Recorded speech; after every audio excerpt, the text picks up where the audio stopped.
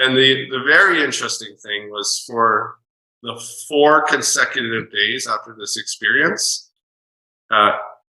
every morning when I was awake, when I was coming awake from deep sleep, the same thing happened where my consciousness arose before the ego self arose. And so thus I was awake, I would say awake and aware before even the world was manifest. So there was not even anything projected on the screen yet. And I was awake and conscious and aware. And then I could see, it only took a few minutes, but within a few minutes, I could see it was like the screen was filling. I don't know how to describe it. The pixels were filling in, and it was like, it was coming to me. And then, so this happened 4 consecutive days in a row. And I was like, oh my God, what is happening to me? I was like, just beside myself and not really knowing what to do, who to talk to, what to say, you know. So thank you. Like you explained it, that it's, that every day when we go to sleep, we go to the state, right? It's just most of the time we're unaware of it. Yeah. And well, we're aware of it while we're asleep. It's just that when we wake up, that our recollection of it is clouded. Correct. Yes, that makes sense. Yeah. So it makes sense. Like, because I mean, I have come to a realization that we're all awake and we're all liberated ultimately, right? It's just, but we succumb to the illusion of ego, right? So, and so I guess since that happening, like I thought at the time, I thought it was a permanent thing based on what Muji's teachings and everything. I was expecting it to stay with me, and it didn't. So I mean, it's interesting because I felt like the knowledge stayed with me, and the like I now have no doubt. Like any doubt about Bhagavan's teaching has been stripped away from me completely. So I don't doubt a single word Bhagavan says ever. Like I have accounted for enough of it myself that I know he is speaking ultimate truth, and I don't doubt it for a second. Right. So I guess the dilemma that I'm feeling now is I'm now being hard on myself because I'm saying, why do you keep falling for it? Why do you keep falling back asleep? Why do you keep, like, day after day, you know, like I have 3 kids and my wife and work to do, and there's life and everything's happening, right? And although there's a huge improvement in my life, I mean, I still get worked up and I still get, you know, sideswiped where I don't know why this is happening or that. So I'm not grounded in truth. I'm not fully liberated. I've only tasted it. You know what I mean? But because of that taste of it, I can't let go. I mean, this is my life. There's nothing more important in my entire life than this. Right? Like, so, this is why I'm here with you today. Right. Okay. So, such experiences, as you say, we are given a taste of it, but so long as it seems to come and go, we haven't experienced ourselves as we actually are. If we experience ourselves as we actually are, what we actually are is immutable. We never undergo any change whatsoever. So long as we have changing experiences that come and go, we still haven't experienced ourselves as we actually are. we've maybe got a slight taste of that we got some clarity has come to us, a clarity that we didn't have before has come to us now. But that clarity is still an imperfect clarity, because if it were the perfect clarity, we would be lost in that. It would swallow us. We cannot experience the full clarity and still remain something separate from it, because that clarity is pure awareness, and pure awareness can be known only by pure awareness. And once we know ourselves as pure awareness, ego is annihilated. So now the problem we all face now is we want to experience ourselves as we actually are, so that we no longer can, we cease rising as ego. For this, some hard work is necessary. The work is not actually any doing, it is just being, but it requires effort, because you say, for example, but life is still going on, and you still get upset with things and things. This is inevitable. So long as we rise as ego, we may be able to detach ourselves to a certain extent, but the very nature of ego is attachment. As Bhagavan says in verse 25 of Uludunapadu, grasping form, it comes into existence. Grasping form, it stands. Grasping and feeding on form, it flourishes abundantly. Leaving form, it grasps form. So grasping form, grasping things other than itself, is the very nature of ego. So the first form we grasp is this person we take ourselves to be. And having grasped this person, then we grasp so many other forms. Some of them seem to be external objects. Some of them seem to be internal objects, thoughts, feelings, and so on. Actually, they're all only mental. Because we take ourselves to be the body, things that seem to be outside the body, we take to be, these are material things, the external world. And things that we experience, the other things we recognize as being just mental, but actually all are mental. Even the physical world, all we are experiencing is a series of perceptions. Those perceptions we assume are caused by some external world. We make exactly the same assumption when we're dreaming. We experience a series of perceptions, and it seems to us that there's but we're experiencing an external world. But as soon as we wake up, we recognize, it was all just a mental fabrication. There was no such world existing independent of myself. Likewise, the world that we now experience does not exist independent of ourselves. We experience all these things because we have a taste to do so. The taste to experience things other than ourselves is what Bhagavan calls Vishaya Vasanas. Vishaya simply means phenomena or objects. Anything other than ourselves is a Vishaya.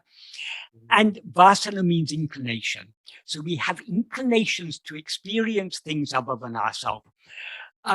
Why we have these inclinations? Because ego cannot rise, stand, or flourish without grasping things other than itself. So it naturally has inclination to grasp things other than itself.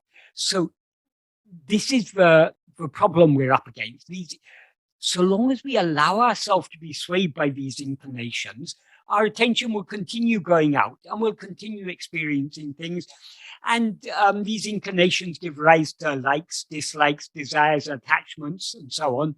So when things happen that we like, in the way we like them to happen, we feel happy. When they happen contrary to what we want or what we like, we feel unhappy. We get upset, we get angry, or whatever.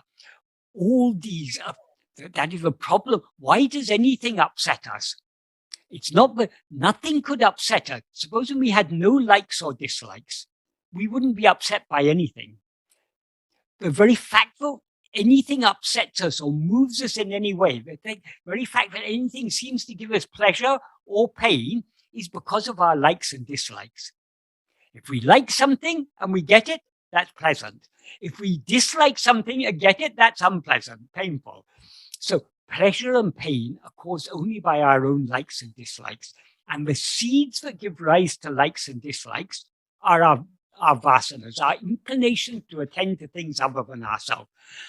So this is it is the nature of ego, as I say, to have Vishaya vasanas. So as ego, we cannot completely give up Vishaya vasanas. In order to completely get rid of all Vishaya vasanas, we need to get rid of ego. But though we cannot completely overcome all our vasanas, so long as we rise as ego, we need to weaken them to a considerable extent. Because only when they are weakened to a considerable extent will we be ready to let go of everything, and thereby merge back in that infinite light of pure awareness that we actually are. So what Bhagavan has taught us is the most effective way for weakening the Vishaya vasanas. That is, Vishaya vasanas are strengthened to the extent to which we allow ourselves to be swayed by them.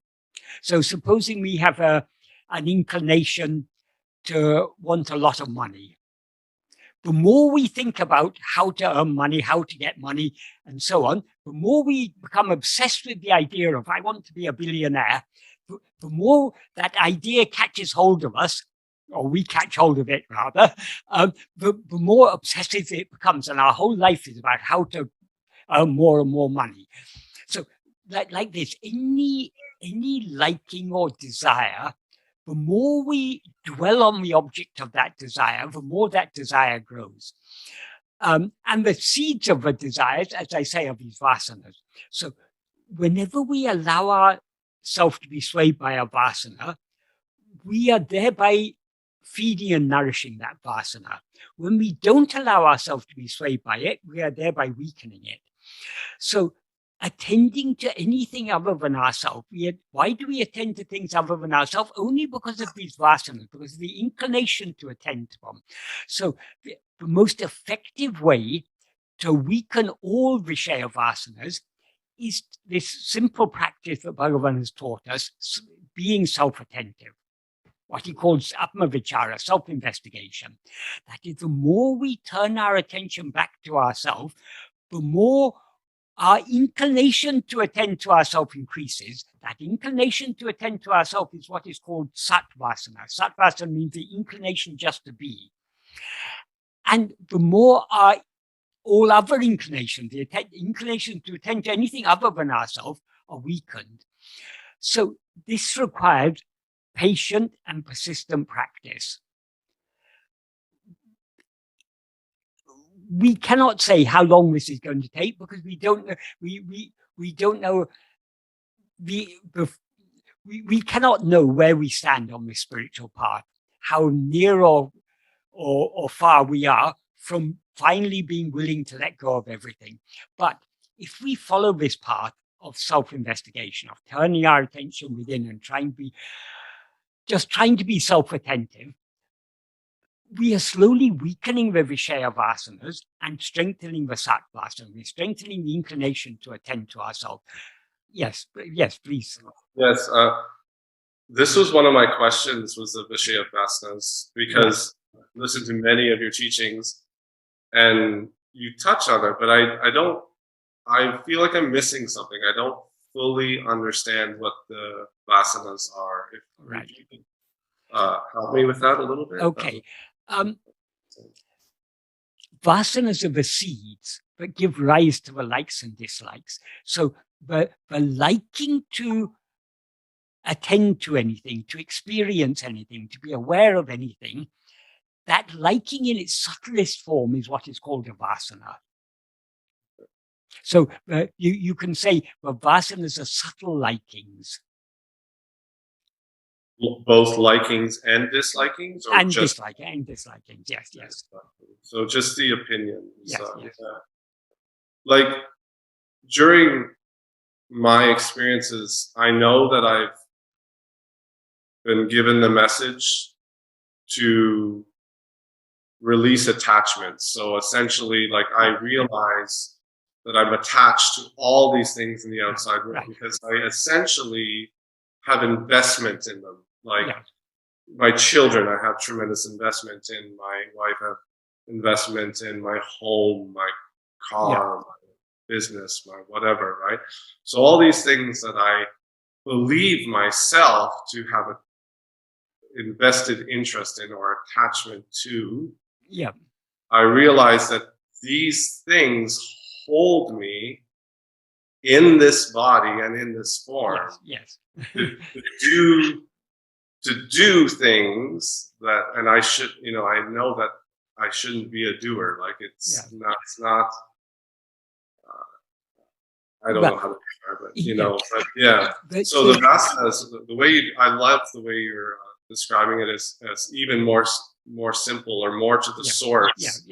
Well, is the like or dislike of anything, because everything, before the attachment is even created, the attachment is created because of the like or the dislike. So you go beyond the attachment point. Exactly. Right. Exactly, Yes. Thank you very much. Yes, thank you. So the reason why Bhagavan talks about Vishaya Vasanas is these are the likes and dislikes in their very subtlest form. So any movement of our attention away from ourselves towards anything other than ourselves, towards any thought or feeling or perception or memory or anything, that is under the sway of the Vishaya Vasanas, because we are inclined to attend to other things, we attend to them. And these inclinations are what give rise to the likes and dislikes, which in turn give rise to the desires, attachments, fears, and everything else. So we are going back to, and whose vasanas are they? They are only ego's vasanas. So we're going back to the very root of the problem. By attending to ourselves, we are going to the very root of all this rising. That is the first rising, is the rising of ourself as ego. Only after we rise as ego do the vasanas arise, and consequently everything else arises. So we are trying to put an end to all rising. In order to put an end to all rising, we need to put an end to the rising of ego. But we will continue rising as ego so long as we have strong Vishaya Vasanas. So that is why the Vishaya Vasanas are the main obstacle we're up against. These, but how to deal with the Vishaya Vasanas? We cannot fight these. If we have an inclination, a certain inclination, we cannot get rid of that inclination by fighting it, because we are then one inclination is fighting against another. The only way to overcome the vasanas is not to be swayed by them, and we can refrain from being swayed by them only to the extent to which we cling to ourselves. We cling to self-attentiveness. So the more we attend to ourselves, the more we are refraining from allowing ourselves to be swayed by any Vishaya Vasana. Thank you. So because these Vishaya Vasanas are the seeds that give rise to the attachments and everything, we are cutting attachments at their very root. Yes, thank you. And regarding actions, that is, so long as there is a body and mind, it is the nature of the body and mind to be active. And there are certain actions that we have, as a person, we have a certain role. We are a child to our parents, we are a husband or wife to our spouse, we are a father or mother to our children. We all have certain roles, and we have certain responsibilities. We may be an employee, or we may be running a business or something. We've got so many roles, but these roles are all only for the person we seem to be. It's not a problem for this person to have roles. Some people have roles to be sannyasis, to be renunciate. Outwardly, they live a life of renunciation. Other people have a role to be involved in all sorts of worldly activity. It's not these different roles that are a problem. The problem lies in our identification with this role. So let Michael continue. Michael is, as you say, you're the person you take yourself to be. The Michael you take yourself to be is a father of 3 children, is a husband, has a business. Let all these things go on. But it's in their nature to go on. What you are trying to separate yourself from is your identification with Michael. You're taking yourself to be Michael. That is where the problem lies. That is ego. Yes. So Michael and Michael's life is not a problem. The problem is, as you say, the attachments. The ego, yeah. So you can fulfill your role as a loving father and loving husband perfectly well, but at the same time be inwardly detached. In fact, you will play your role better if you are inwardly detached. Our attachments often stand in the way of our playing our roles properly. Yes, thank you. This brings another question that and again another thank you so much for clarifying, and Bhagavan for clarifying. One of the teachings I was listening to, you stated that there is only one ego, and at first I really rejected this. I was like, no, there's like 7 billion people. There's 7 billion egos. I thought we all contain our own ego. But then I took the time to look within, and I looked, and it took me a long time. Like, we're talking many days, but I sat with it. And I realized it's true. There's only one ego. And then the other thing that you brought up was that the ego isn't even real in a sense. Like, when you look at the ego, it disappears. Yeah. It's not there. There's no ego there, right? The ego is so the way I'm trying to wrap my mind around it was something like this. Like, I live in Canada, right? And we have provinces. So there's Ontario and there's Quebec, right? So if you're driving your car from Ontario into Quebec, right, you'll see the sign, "Welcome to Quebec." Well, I'm in Ontario, I'm driving into Quebec, welcome to Quebec. Well, did anything change? It's the same road, it's the same land, it's the same world, everything's the same. It's a different identification. Right? And Quebec has its set of rules. Like in Quebec, when you're driving your car, you cannot turn right on a red light. In Ontario, if the light is red, you're allowed to turn right.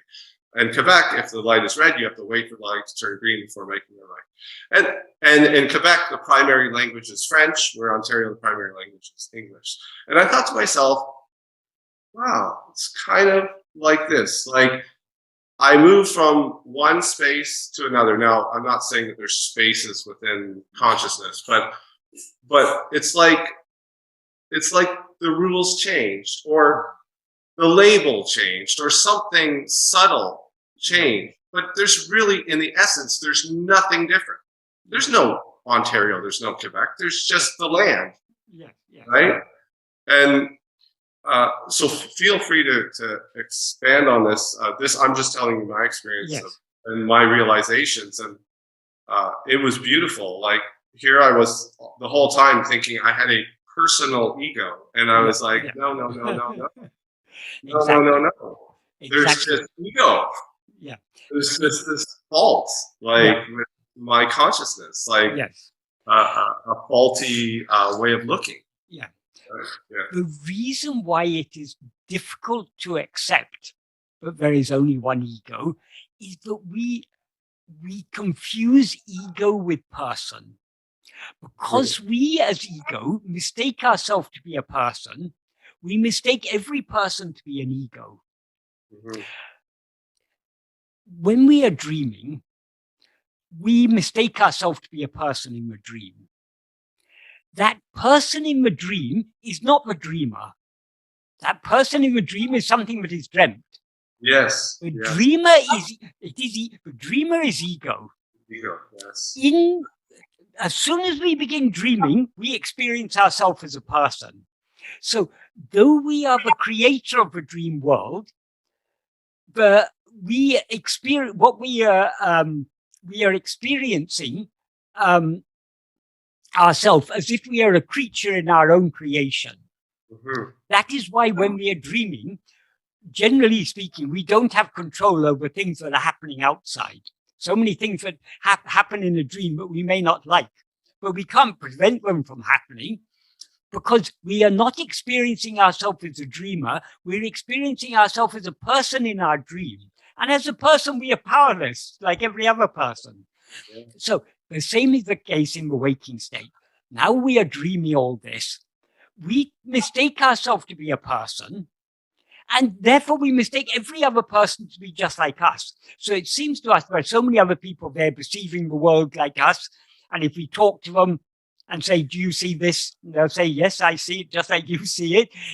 So long as we are looking outwards, we have to admit there are 7 billion human people and so many billions of other non-human people, dogs, cats, cows, and so on. They're also people, just as much as we are, as humans are people, they are people also. So there are so many people, but all these people, including the person we mistake ourselves to be, exist only in the view of ourself as ego. Mm-hmm. So kind of in a sense, ego is duality. Yeah, all duality arises. As soon as you rise as ego, ego is the subject. And it's always aware of objects. That what is the fundamental duality is that subject object. Yes. So as soon as we rise as ego, we bring duality into existence, except we don't actually bring it into existence because it doesn't actually exist. It merely seems to exist. So even when there seems to be duality, non-duality is the truth. Yes, absolutely. Thank you. Speaking of dreaming, too, I had a beautiful, very recent, actually, clarification, because Bhagavan's teachings are that dream and waking state are no different, right? Yeah. And of course, one of the questions that came up for me personally was that, well, in dream, I don't have any memory or history, or it's just the day of the dream. And like, once the dream's over, there's no, like, it's done. It's just like a little flash or whatever. Yeah. But I'll tell you what happened to me is I recently had a dream that was a part 2 of a dream before. Yeah. So I had a dream that was on one specific day, or I'm a mechanic. I'm into motorcycles and vintage motorcycle stuff. And in the dream, I had a beautiful score where I found a collector that had 5 of these beautiful motorcycles, and I got a great deal on them. And I brought them home to my workshop and everything. And it was a different home. It wasn't the home I'm living in now. But anyway, some of the characters were the same. My friend was a familiar friend, but another friend was not, somebody I didn't even know. Yeah. But anyway, part 2 of the dream was the following day. And now part 2 of the dream didn't happen the next day consecutively. And this time it happened about 3 or 4 weeks later. Yeah. There was a part 2 of the dream. And part 2 of the dream, I'm telling my friend about the dream before, about finding the motorcycles, because he comes walking into my workshop and I'm fixing the motorcycles, and he's like, wow, where did you get all these motorcycles? I said, well, I got them just yesterday from this thing.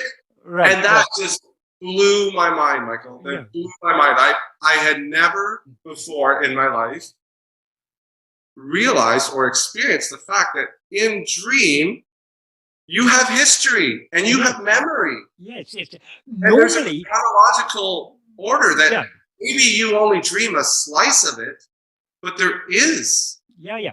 But in that case, what you're remembering is a previous dream. But normally in dream, we remember our waking state. And because it seems to us that we're awake, we may have memories of our childhood. We meet people we haven't met for many years. We may even meet people who in our waking state have passed away. and we meet this person. At first we're surprised. Oh, I thought this person had passed away. But then, because it's so real, this person is there in front of us talking to us, we think, oh, I must have been mistaken in thinking this person had passed away. So we've got, in a dream, we can often remember our childhood. In fact, sometimes we may even have dreams, that we're back in school or something, and we'll feel it's not right for me to be in school. I shouldn't be in school now, I'm far too old. But in our dream, we're in school. And so many things from our past come into our dreams. So just like we have memories now, we have memories in dreams. So one of the reasons people say that waking is different to dream, they say in waking, it's a continuous experience over so many years. Why is it a continuous experience? Because it's one dream. It's the whole of our life is one dream. But people say that is continuous, but in sleep, there's no such continuity. But our experience in dream is that what we are experiencing in that dream is just a continuity of the same waking state. But how do we know that it's continuous? Like, how do I actually know that I didn't wake up today and today is the only day and all the history and everything is just planted in the consciousness. Exactly. My existence could have started this morning. Like, yes, for all exactly. I really know. Exactly. Memories are no proof, but we actually now we have so many memories. But just because we remember something now doesn't mean we actually experienced that in the past.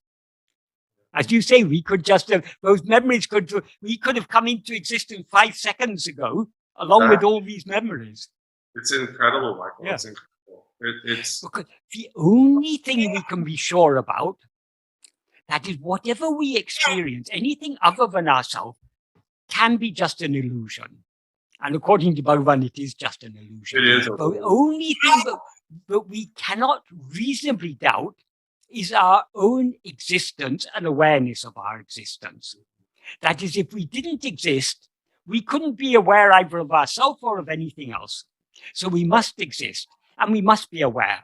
Our existence and awareness, though we talk of them as two different things, actually they are one and the same, because what we essentially are is just awareness. So awareness is our very existence. That we cannot doubt.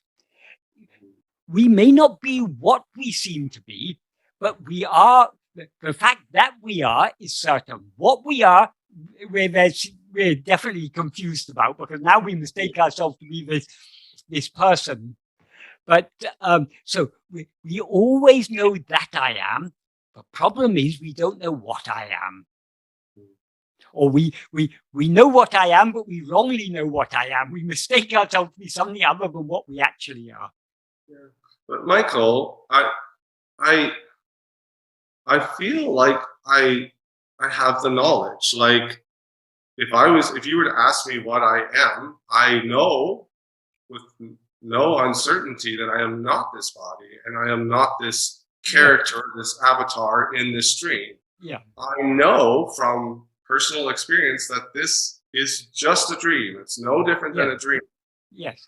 Now, ultimately, too, I know that, it's not a word you like to say in front of any of the right people, but I know ultimately that I am God. That the I am consciousness is God. Yes. Now, when I say me, I can only say I am God when I'm speaking ultimate truth. Of course, this avatar, this person is not God. Let's make that perfectly clear. But the consciousness, the reality within us is God. Is God. Yeah. And that's all there is. Like, from my personal experience, there is only God. There's nothing but God. Yeah. So we are ultimately God experiencing ourselves within ourselves. Yeah. Yeah. Yes, that's all there is. That's all there is. Whether we call it God or ourselves or whatever, there is only one thing. Yes. We are that one thing, and we are dreaming all this multiplicity. Yes. But what is real in all this is only ourselves, only I am. That alone is the reality. Mhm. See, so I've had these beautiful realizations and uh, what's the word I'm looking for? Confirmations of Yes. Bhagavan's teachings. I have personally confirmed them for Yes. myself, and Yes.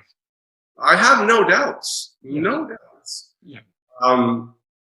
But yet, still, I know that I am not in the state. Like, for instance, right now, I'm talking to you.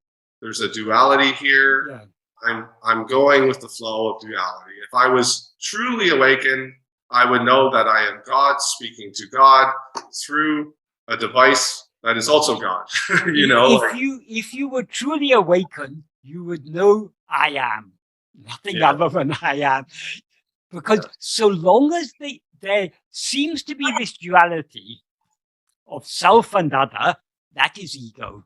It's only in the view of ego that all this multiplicity exists. mm, When we wake up from a dream, the whole dream world right. ceases to. So likewise, when we know what we actually are, we will know we alone are. There is nothing else. So Michael, this there's no happened. there's I've no had that other the to week talk of the to. dream. But what happens is some subtle way, without me even realizing, is I fall back asleep. I reattach to duality Hmm.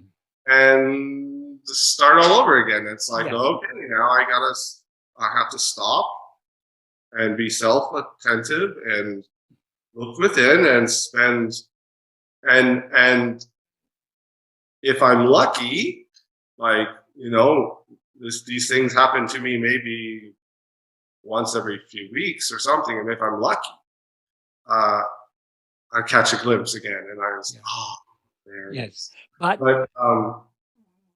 But we So, shouldn't be looking for just glimpses, because glimpses come and go. mhm, What we are trying to experience is what is ever permanent, what is ever unchanging. That is I am.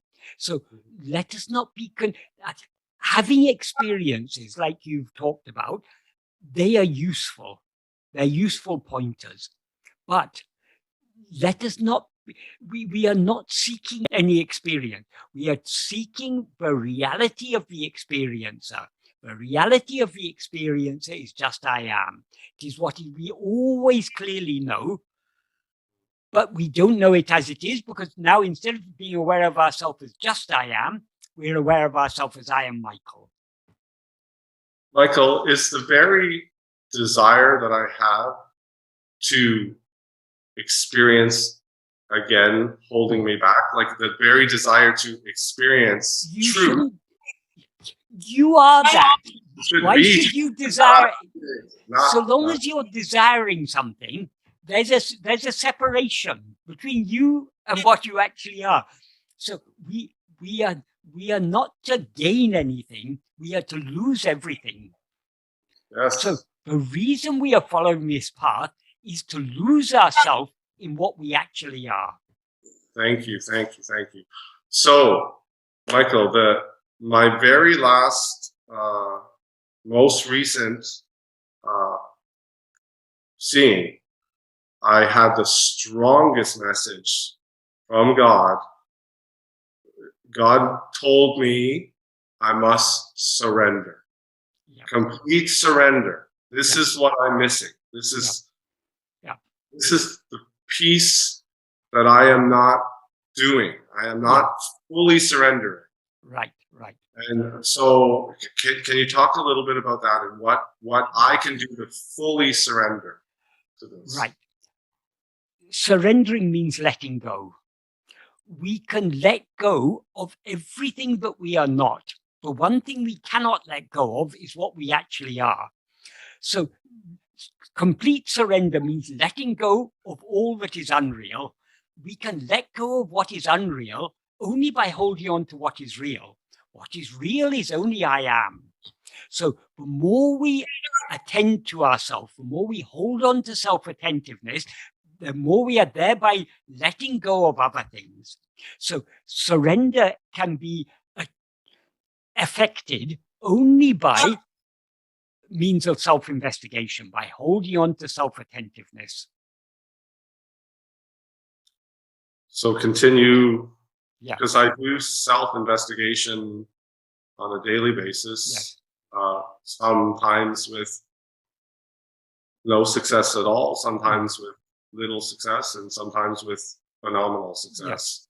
Yes. So just keep vigilant at this. Yeah. Yeah. I had a feeling also with surrender, and correct me if I'm wrong too, there was a feeling that I need to make sure that I am in alignment or in flow with God's will, meaning something arises in my life. Let's say something is happening in my life. Ego may want to fight that or say, no, I don't want that to happen, or like, or something. So then, so resistance arises to the happening that is in the life. And I feel like there's a part of me that I need to work on, which is just let happen what happens. Like, don't try and change God's perfect plan, because God, I mean, you don't question God. Like, we just don't question nothing can happen against the will of God. Yes. So whatever is happening is his will. So we should be willing to accept whatever happens. But what is God's ultimate will? What is God? God is mere being. So his will, his love, and his being are one and the same thing. So what he wants us to be is just to be. Mm. So in order to just be, we have to cease rising. So surrender is nothing but the cessation of our rising as ego. And we can cease rising as ego only by holding fast to what never rises or subsides, what never appears or disappears. That is I am. Beautiful. Thank you so much. Another question on your teachings, you touched on this, and again, I'm terribly sorry I don't know the terminology well enough, but doesn't matter. when a being does attain liberation, you touched on the fact that the physical body or the avatar or whatever, in certain time, like certain experiences to certain people, there's different things that will happen to the physical body. Like some, I believe the body just goes into like a limbo mode or something, like where it's not functioning anymore. There's other ones where the body still does a functioning, a doing, but the consciousness is no longer in the body. The body is sort of like automatically doing. Yes. Please, okay. The first thing to understand is the body of the jnani exists only in our view. For example, Bhagavan, he is a jnani. But we take him to be a person, because we mistake ourselves to be a person, we mistake him to be a person. So we say he lived for 54 years in Tiruvannamalai. When people asked questions, he gave answers, he wrote poetry, this, that, he did so many things. This is all only in our view. What his experience is, I am, and nothing other than I am. He is that which is shining in the heart of each one of us as I. That is the real Guru. What Bhagavan taught us about Guru is a very deep and very refined truth. That is, Guru is that which is ever shining in our heart as I am. Because our attention is facing outwards, because we're looking outwards, it's necessary for Guru to appear in our dream, in name and form, to tell us to look back within. But that name and form of which Guru appears, that is not Guru. Guru is that to which he's pointing, which is that I am in our heart. So the real Guru will always say, turn within, Find the Guru in your own heart, because that is the purpose of the outward form of the Guru is only to turn our attention within. That's why people think, oh, Bhagavan, it's okay for people who lived in Bhagavan's time, but Bhagavan is now a dead Guru. They have completely misunderstood Bhagavan. Bhagavan is ever living. He's ever living in our heart as I. And he's ever supporting us in the form of his teaching. The teachings he's given us are constantly pointing us back within.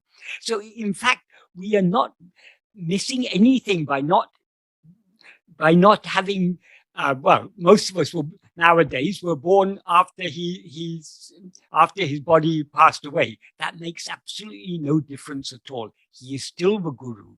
He is the Guru for, even after 1,000 years, for people who are touched by his teachings, he is the Guru.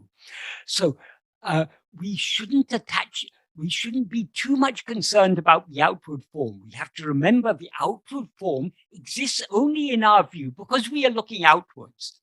But what the Guru really is, what the Jnani really is that which is shining in our heart as I. People attach a lot of importance to Jnani. They say it's such and such a person, a Jnani is such and such a person, a Jnani. And they believe that if you go and you meet a Jnani,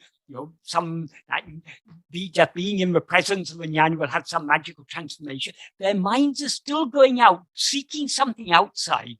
The whole teachings of Bhagavan is telling us to stop looking outside. Everything we are seeking is there within us. Because people are much interested in this question of who is a Jnani or who is not a Jnani, sometimes even in Bhagavan's presence, there would be discussion among devotees about some X or Y, maybe some saint or some person, and there'd be a debate of whether so-and-so is a Jnani. And they would discuss this among themselves. And sometimes people would ask Bhagavan, is such and such a person a Jnani? Bhagavan would say, there is only one Jnani. You are that. Know yourself and you'll know the only Jnani there is. So we need to stop being concerned about self-realized, that people use the term nowadays, so-and-so is a self-realized person. That is a contradiction in terms. If we are self-realized, we are not a person. If we are a person, we are not self-realized. Because being self-realized means being aware of ourselves as we actually are. What we actually are is not a person. No, we're actually the consciousness. So Bhagavan's teachings are, all his teachings are constantly pointing us back within. That's why Bhagavan never even acknowledged that he is Guru. Indirectly, he may have done, but directly, he never, he said, in my view, there are no others. So where's the question of any Guru or disciple?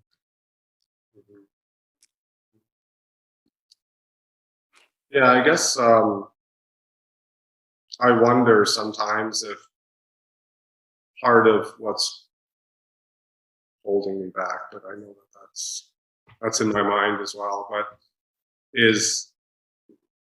there's like a thought that if I self-realize or whatever, that who's going to take care of my family, my wife, and everything, right? But if you wake up from a dream, yeah. If you wake up from a dream, who's going to take care of your responsibilities in the dream world? I know it's these.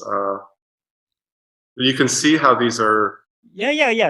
Some of the most difficult attachments. This all comes back to the same thing. It all comes back to our identification. Yes. Who is looking after your family now? You think I am looking after my family. You are not looking after your family. We are all being taken care of only by Bhagavan. Mm-hmm. Mm-hmm. Beautiful, yes. Do you have any examples of, are there gurus that had full families and? Yeah, I mean, yeah, I mean, in the Indian mythology, there were gurus who were kings, who not only had family, they had whole kingdoms to take care of. Janaka was a Jnani, and he was a he was a king. He was also a father. There's no. That is, being a father or a mother or a king or a beggar or a street sweeper or whatever we may be, these are all just roles for the person we seem to be. Being a jnani is realizing I am I. I'm not this or that. I'm just I. Nothing other than I. That is jnana. I believe Muji has wife and kids, and I remember him saying that the body just sort of runs automated, sort of thing. Like you no longer think to do anything. Doing just happens. Like even that is not correct. When you know what you actually are, you'll know there is no doing, there is only being. Being alone is the reality. Doing is just an appearance. Doing appears only in the view of ego. Yes. I may have misquoted that too, so I don't know. Okay, wow. Beautiful. That's most of my questions. Do you have anything that you feel no, I think no, I think we've covered the basics. That is the main thing is what Bhagavan's teachings are all about. They're all about practice. That is, whatever Bhagavan taught us, we need to understand the practical implications of it. It's not just a nice philosophy. It is something for living, and we can live it only to the extent to which we turn our attention within, to the extent to which we attend to ourselves, and thereby cease attending to other things. We are living what Bhagavan has taught us. We are truly surrendering. So long as we're allowing our attention out to go outwards, we are not surrendering. We are grasping. Letting go means holding on to ourselves. That alone is letting go. Because the one thing we can never let go of is ourselves. So we have to hold on to ourselves in order to let go of everything else. That is surrender. Mm-hmm. See, my difficulty is, I can do self-investigation under, when I'm alone or I have the time and whatnot, but it's when the daily life is happening, it pulls my attention, and I don't know how to not let it pull my attention. Yeah. You mentioned that you can go on about your daily life and routine while still keeping your looking inside, right? Yes. The reason it's not that the external world is holding us. We are holding the external world. That is our life, our role in this world. Yeah. It's not binding us. We are holding on to it. And Bhagavan used to say, complaining that we are in bondage is like a person who is standing on the ground, holding the branch of a tree, saying, I cannot let go. If I let go, I will fall. So I'm bound to this tree. We are not, it's we who are holding on. If we let go of the tree, we are always standing on solid ground. There's nothing to fear. We are that. So if we are willing to, we can let go of everything and just be as we actually are. But we are not willing to let go. So it's not the world that is binding us. We are holding on to the world and complaining about bondage. Mm-hmm. Absolutely. We are already that. Yeah, there's something, Michael, about your communication, your styles, about the fact that you just go directly to, you get right to the point. You don't. The thing is, I have no teachings of my own. I'm just pointing out what Bhagavan has taught us. Yeah, but you express them beautifully, I must say. Very good. So thank you so much. Am I able to ask you anything about your personal life? Like, are you a father or? I do have a daughter. Yes. But